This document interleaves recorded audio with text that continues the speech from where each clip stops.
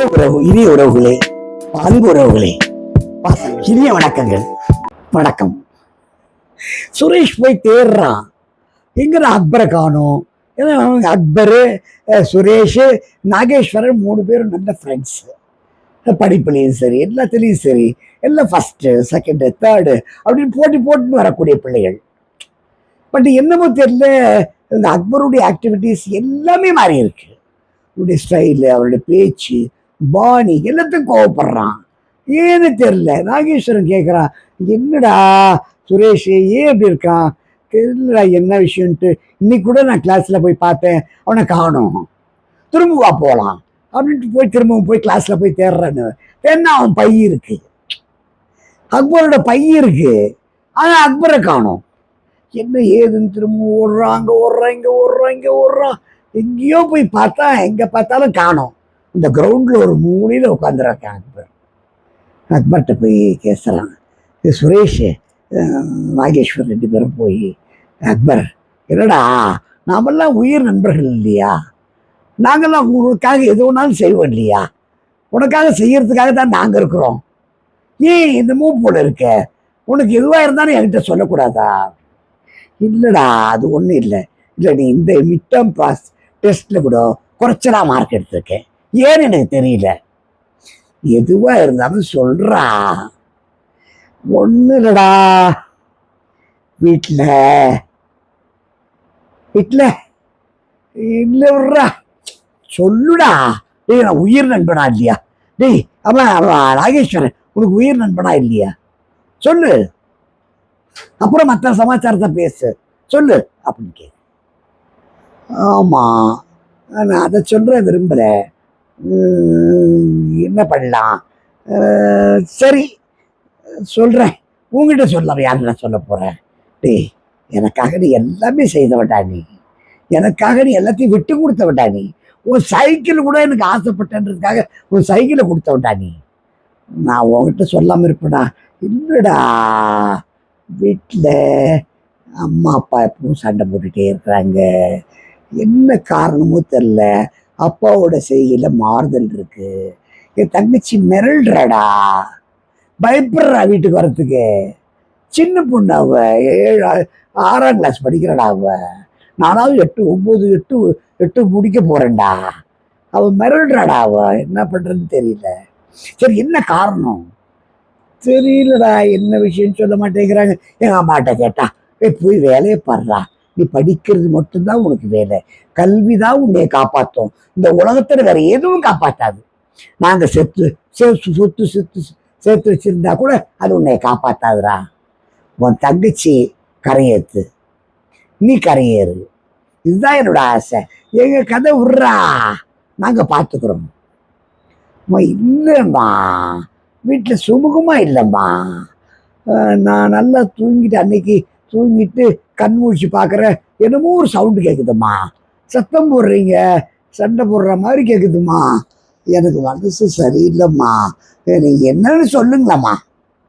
ஒன்றும் இல்லை செல்லம், ஒரு காரணமும் கிடையாது, என்னமோ நம்ம நேரம் சரியில்லை, அவ்வளோதான், வேற ஒன்றும் சொல்கிறதுக்கு இல்லைடா, வேற ஒன்றும் சொல்கிறதுக்கு இல்லை அப்படிங்கிறான். உடனே இவன் இவன் ஃப்ரெண்டுக்கிட்ட சொல்கிறான், இந்த மாதிரி சொல்கிறாங்கடா எங்கள் அம்மா, நான் நாசுக்காக போய் கேட்டேன்டா, நீ சொன்ன பின்னாடி எனக்கு ஒரு பலம் வந்துச்சு, என் தங்கச்சிக்காகடா. என்ன அவன் அழறா, அண்ணா என்னண்ணா இது, ஏன்னா நம்ம குடும்பமா இது, நம்ம வாடகை தான் இருக்கிறோம், இல்லைன்னு சொல்ல, சுத்து முத்துலாம் கொடுத்தனுங்கிறாங்கண்ணா, நமக்கு அப்பா அம்மா 2 பேருமே ஏதோ சண்டை போடுக்கிற மாதிரியே இருக்குண்ணா, என்னன்னு புரியலண்ணா அப்படின்னு அடறாடா. அவ ஒன்றும் புரியலடா, இதுக்கு ஏதாவது ஒரு வழி பண்ணி ஆகணும்டா. என்னடா பண்றது, ஒன்றும் புரியலையடா. டேய் இதை பண்றா, டேய் சுரேஷ் நல்லா புரிஞ்சுக்கோ, நாகேஸ்வரா நல்லா புரிஞ்சுக்கோ, நீ என்னுடைய நெருங்கிய நண்பர்கள் மட்டுமில்லை, என் உயிரினே நண்பர்கள்.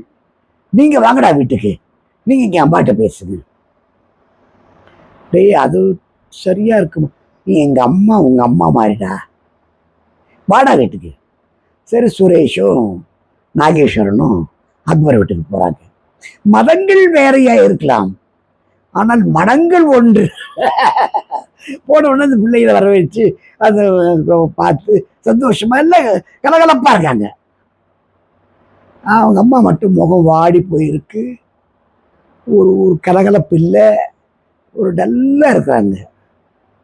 அம்மா, நாங்க உங்க வீட்டு பிள்ளைங்கம்மா, எதுவா இருந்தாலும் சொல்லுங்கம்மா. குழந்தை அக்பர் ஸ்கூல் நடந்துக்கிற முறையே சரியில்லைம்மா, கோவப்படுறாம்மா, வாத்தியார்கிட்ட கோவப்படுறாம்மா, இது கேட்டாலும் கோவப்படுறான், புருன்னு இருக்கு, என்னமோ தெரியல, அவுட் ஆஃப் மூட்ல இருக்கா, கன்வின்ஸ் பண்ண முடியல. எங்களாலேயே நாங்கள் ஃப்ரெண்ட்ஸு, நான் அக்பரு, சுரேஷ், நம்ம நாகேஸ்வரம், எல்லாரும் ஒத்துமையாக இருக்கிறவங்கம்மா. என்னமோ தெரில, ஒரே குழப்பமாக இருக்குமா, மனசு கேட்கல. என்னவா இருந்தாலும் சொல்லுங்கம்மா. ஒன்றும் இல்லைப்பா, என்னமோ அவருடைய ஆஃபீஸில் ஒரு ஃப்ரெண்ட்ஸு ஃபேர்வெல் பார்ட்டி அது இதுன்னு சொல்லிட்டு ஏதோ ஒரு காரணத்தை சொல்லிட்டு அவர் தண்ணி அடிக்க ஆரம்பிச்சிருக்காரு. அதுதான் இப்போ பிரச்சனையே.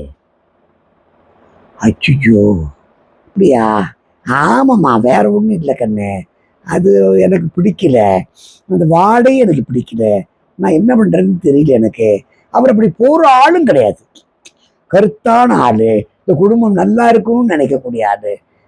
ஏன் அப்படி தெரியல எனக்கு. நான் ஆமாம்மா, நீங்கள் சொல்கிறது உண்மைதான். பார்த்துக்குங்க, இன்னைக்கு இருக்கக்கூடிய சூழ்நிலை நான் சொல்கிறேம்மா. ஒரே கொள்கையில் குடிகாரர்கள் அவங்க குடிகாரர்னு சொல்லக்கூடாதான், அவங்க மது பிரியர்கள்னு சொல்லணுமாம்மா. எப்படி இது பாருங்க, பாலியல் குற்றவாளிகளை எப்படி அழைப்பது? காமப்பிரியர்கள்னு அழைக்கலாமா? எப்பாவது குடிக்கிறான் பாருங்க, அவன் சமூக குடியாரன்னா. எப்படி இது பாருங்க, குடிக்காரனுக்கு எத்தனை பேர் இருந்து பாருங்க. அப்போ எப்போது களவு செய்யறானே அவனுக்கு சமூக திருடர்கள்னு பேர் வச்சுக்கலாமா? இதுல பாருமா, இந்த மாநிலங்கள்ல உத்தரப்பிரதேச மாநிலத்தில் அரசு மூலம் வருமானம் 42,000 கோடியா மதுமா. ஏமாந்த மக்கள், பாமர மக்கள் அதை குடிச்சிட்டு வீட்டில் மயங்கி சண்டை போட்டு தகராறு பண்ணி இருக்காரு. அதுக்கு அந்த உத்தரப்பிரதேச அரசுக்கு ஆர்வம் காட்டுறது 42 கோடிமா. தமிழக அரசு சும்மா இருக்குமா? அவன் எதிர்பார்க்கிற தொகை 50 கோடிமா. கேரள அரசுக்கு ஆண்டுக்கு 18,50,000 கோடிமா. இது என்ன அநியாயமா இருக்குது? வெவ்வேறு கோட்பாடுகள், வெவ்வேறு கொள்கைகள் உள்ள இருந்தா கூட இந்த மாநிலங்கள்லாம் பார்த்தீங்கன்னா ஒரே விஷயத்துல ஒத்துமையா இருக்கிறான், மது விற்பனையில். அதுதாம்மா, வேற ஒன்றும் இல்லை. மீண்டும் பிறப்போம், நாங்கெல்லாம் நண்பர்களாக இருப்போம், நீங்கள்லாம் அம்மா அப்பாவா இருப்பீங்க, சொல்ல முடியாதும்மா. நான்ற தர்மம் நம்மோட இருக்கிற வரைக்கும் நம்ம அன்பா இருக்க முடியாதும்மா. அப்பாவுக்கு புத்தி சொல்ற அளவுக்கு பெரிய ஆளுங்க நாங்க இல்லை. ஏன்னா அவருக்கு எல்லாம் தெரியுமா.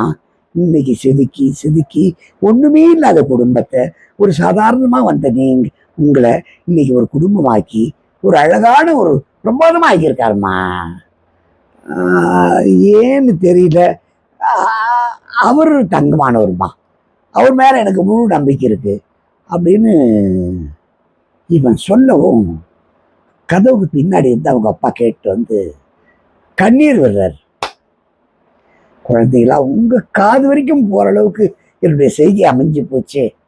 எப்படி சின்ன சமாச்சாரம், சின்ன சந்தோஷம், சின்ன விஷயம் இந்த குடும்பத்தையே பாதிக்குது. என் புள்ள அக்பர், அவன் அல்லாஹ் தவற அப்படியே முழுமையா ஏத்துக்கிறவன், நானும் ஏத்துக்கிறவன் தான். என்னமோ ஒரு தவறு பண்ணிட்டேன், இனிமேல் அந்த தவறு நடக்காது அப்படின்னு சொல்லும். அக்பர் அப்படி அவங்க அப்பாவை கட்டி பிடிச்சிட்டான். அந்த பாசம், நேசம், காதல், உணர்ச்சி, அவன் தங்கச்சி ஓடி வந்து பிடிச்சிக்கிட்டான். அப்பா தேங்க்ஸ்மா, தேங்க்ஸ் அப்படின்னு கத்துறான். இதுதானே வேணும், இதுக்காகத்தானே நாங்கள் ஆசைப்பட்டோம்.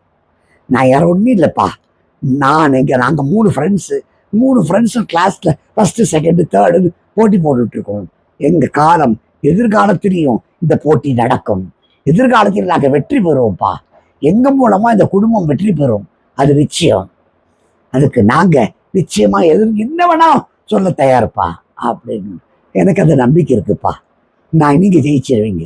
வாழ்த்துக்கள். நன்றி.